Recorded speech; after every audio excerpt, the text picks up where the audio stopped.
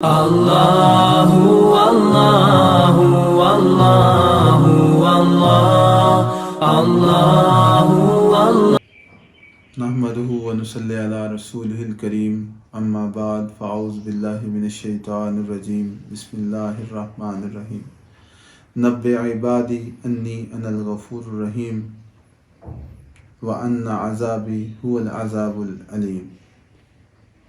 انسان جب اپنے دل کو گناہوں سے بھرپور کرتے کرتے اپنے دل کو سیاہ کر لیتا ہے اور سیاہ نقطے دل پر لگ جاتے ہیں تو پھر اپنے محسن کو ناراض کر لیتا ہے اور محسن کو راضی کرنے کے لیے ندامت کے چند آنسو ہی کافی ہیں۔ ندامت کے ان آنسوؤں کو جب وہ اپنے رب کی بارگاہ میں گراتا ہے تو وہ اللہ اس کے گناہوں سے صرف نظر فرما دیتا ہے۔ اللہ تعالیٰ یہ پیغام اپنے بندوں کو دیتے ہیں کہ نبئ عبادی انی انا الغفور الرحیم، میرے بندوں کو اس بات کی اطلاع دے دو کہ میں بخشنے والا ہوں اور نہایت رحم کرنے والا ہوں۔ اور پھر اس کے بعد رسول اللہ صلی اللہ علیہ وسلم کی ذات گرامی نے یہ بات ارشاد فرمائی۔ آپ نے فرمایا کہ کل ابن آدم خطاؤن و خیر الخطائین التوابون۔ آپ نے فرمایا کہ تمام ابن آدم جو ہیں وہ غلطیاں کرنے والے ہیں اور بہترین غلطیاں کرنے والے وہ ہیں جو توبہ کرنے والے ہیں۔ نبی کائنات علیہ السلام کی ذات گرامی نے ارشاد فرمایا کہ یا ایھا الناس توبوا الی اللہ واستغفروا فانی اتوب فی الیوم 100 مرہ۔ آپ نے فرمایا کہ اللہ کی طرف توبہ استغفار کرو، بے شک میں بھی اسی کی طرف رجوع کرتا ہوں اور میرا رجوع کرنا دن میں 100 مرتبہ میں اپنے رب سے توبہ استغفار کرتا ہوں۔ اس لیے وہ اللہ وہ ہے جو اپنے بندوں کے گناہوں سے صرف نظر کرنے والا ہے۔ وہ اللہ وہ ہے جو خطا کاروں کو معاف کر کے ان کو اپنی رحمت کا سرٹیفکیٹ دینے والا ہے۔ وہ اللہ وہ ہے جو 100 افراد کے قاتل کو معاف کر کے اس کے لیے زمین کو کیڑ کر نیکیوں کی طرف بڑھا دینے والا ہے۔ وہ اللہ وہ ہے جو اپنے بندے کی توبہ کو قبول کرتا ہے اور توبہ کو قبول کرتے ہوئے اتنا خوش ہوتا ہے۔ حدیث پاک میں آتا ہے، اللہ کے نبی صلی اللہ علیہ وسلم نے فرمایا کہ جیسے ایک سوار اپنی سواری کو لے کر نکلتا ہے، اپنا زاد راہ لے کر نکلتا ہے، وہ جنگل کے اندر جاتا ہے، گزرتے ہوئے ایک درخت کے نیچے آرام کرنے کے لیے، سستانے کے لیے، کیلولا کے لیے رکتا ہے تو ساتھ اس کی سواری جس پر اس کا ساز و سامان ہوتا ہے، زاد راہ ہوتا ہے، وہ درخت کے نیچے سستاتا ہے، آنکھ کھولتا ہے تو دیکھتا کیا ہے؟ سامنے اس کی سواری جس پہ سارا اس کا سامان تھا وہ نظر نہیں آ رہی۔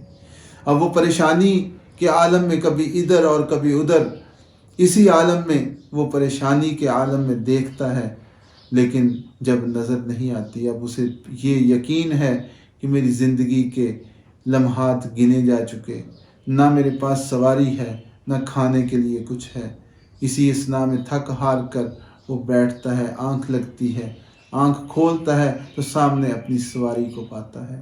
اللہ رب العزت ارشاد فرماتے ہیں کہ جیسے اس بندے کو اپنی سواری ملنے پر خوشی ہوتی ہے، اللہ کو اس سے زیادہ خوشی اپنے بندے کی توبہ سے ہوتی ہے۔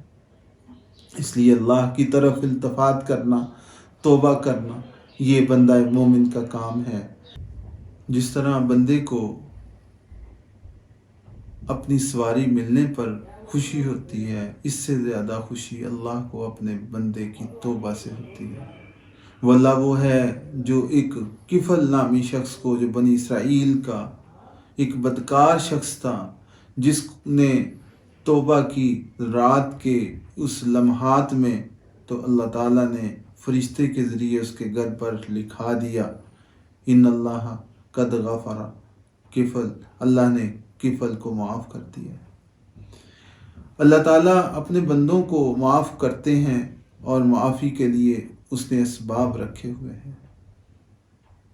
نبی کائنات علیہ السلام نے ارشاد فرمایا، ان اللہ یقبل التوبۃ ما لم یغرغر، جب تک سانس زندگی کی رمق ختم نہیں ہو جاتی، سانس لبوں پر آ نہیں جاتی، اس وقت تک اللہ رب العزت اپنے بندے کے لیے توبہ کے دروازے کھول کے رکھتے ہیں کہ شاید میرا بندہ میری طرف التفات فرما لے۔ اللہ رب العزت وہ ہیں جو اپنے بندے کو آسمانی دنیا پر صبح کے وقت آواز دے کے کہتے ہیں حل میں یسعل، کوئی ہے جو مجھ سے سوال کرے، حل میں یرزق، کوئی ہے جو جس کو رزق دیا جائے، کوئی ہے حل من مستشفین، جس کی شفا دے دی جائے۔ اللہ تعالیٰ اپنے بندوں کے گناہوں سے صرف نظر فرمانے والے ہیں۔ اللہ رب العزت اسی لیے قرآن عظیم میں مومنوں کو خطاب کر کے یہ کہتے ہیں کہ یا ایھا الذین آمنوا توبوا الی اللہ توبۃ نصوحا، تم اس طرح توبہ کرو کہ جس طرح پکی توبہ ہوتی ہے۔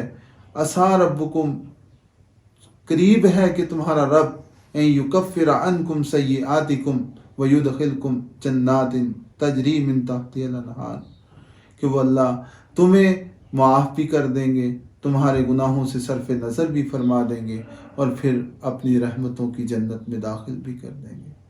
یہ توبہ استغفار اللہ تعالیٰ کو بہت پسند ہے۔ اللہ تعالیٰ ہمیں اس بات کی توفیق نصیب فرمائے کہ ہم اپنے مالک کے سامنے اپنی خطاؤں کا اقرار کر کے، غلطیوں کا اقرار کر کے اس سے معافی مانگنے والے بن جائیں۔ وما علینا الا البلاغ۔ اللہ اللہ